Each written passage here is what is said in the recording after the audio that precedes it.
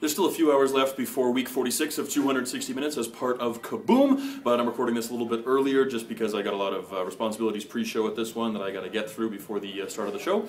Tonight, I'm excited. I'm kind of running out of premises. I'm starting to feel it with 7 weeks left now. I'm starting to run out of things to talk about. I'm reaching a little bit deeper, and I think that's becoming more and more evident.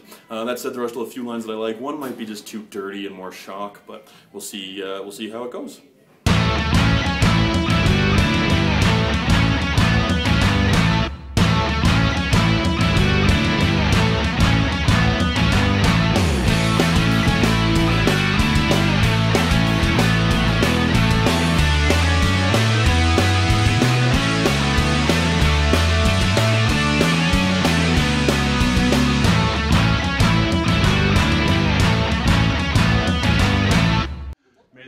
I saw a photo on Facebook today that it was trying to go viral. It was one of those things that was like, 99% of people won't share this, but 1% will, like the guilt you into it thing. I've also seen like share in 5 seconds and get a blowjob, from Bill Gates, I'm assuming. But this one had an interesting perspective. It actually said, if you don't share this, you're a communist. And I was like, no, that's not true. If you don't share this, you're a capitalist. That's the definition. You're hoarding the laughs of that kitten. Yeah. Also, how is calling somebody a communist an insult these days? Like, this isn't the 80s. America defeated Russia so that we can have freedom to do anything we want, including be a communist, as long as you pay your taxes. So, that's like sharing with the government when you think about it, actually. Yeah.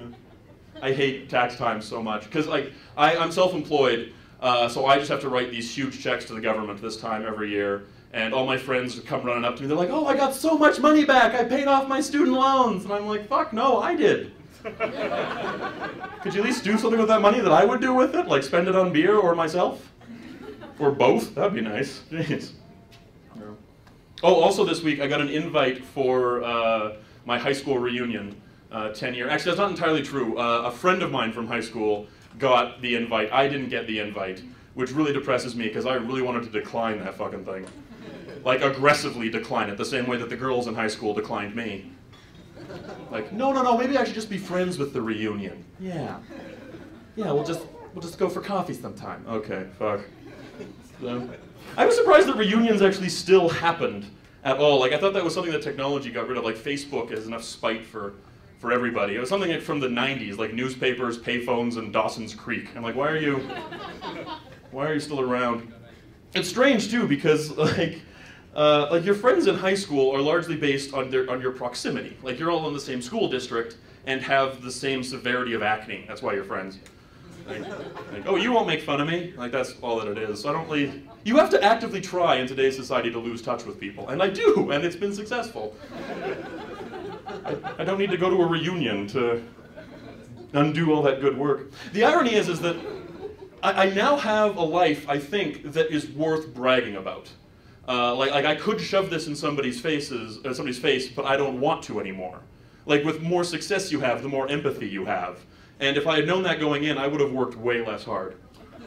It's been like, no, I'd rather gloat. Yeah. People have been coming up to me for relationship advice. Surprise. Because I'm in a relationship. But that is like a horrible barometer to talk to somebody about relationships. Like, I've been in lots of planes, but I can't fly one. I have no fucking clue. Like, it's also such a new thing for me. It's only about 6 months now for me. So that's like asking a baby how he got his smooth skin. Like, we both don't know. I just woke up one day in a relationship. It was out of my control. It's like a wet dream. Yeah, you're happy when it happens, but I can't duplicate it. Like, I can't tell you how to have a wet dream. If I could, that'd be super creepy. Just have some sage tea and watch an episode of True Blood. Yeah. That's how that happens. One person wasn't asking me so much about relationship advice, but advice on if she should sleep with my roommate.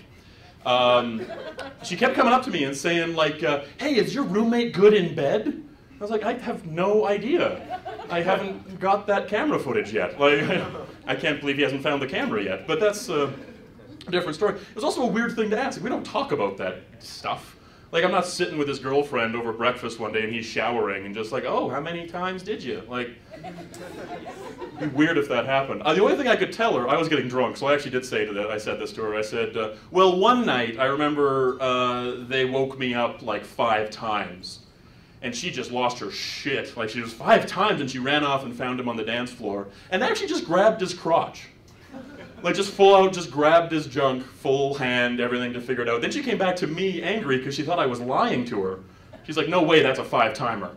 I was like, well, maybe I'm not lying, maybe his girlfriend was lying, okay? Maybe she faked it. By the way, if you are faking it, 1 is more than enough.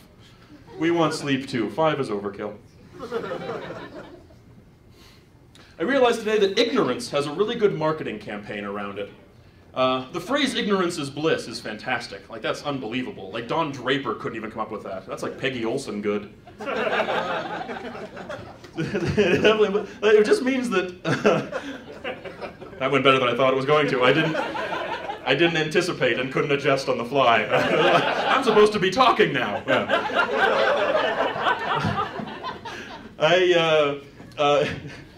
I realized that the person that came up with that, like whoever that person was, that wasn't like a smart person, that was a sad person trying to feel better about themselves. That whole ignorance is bliss thing. Have you ever met unhappy people?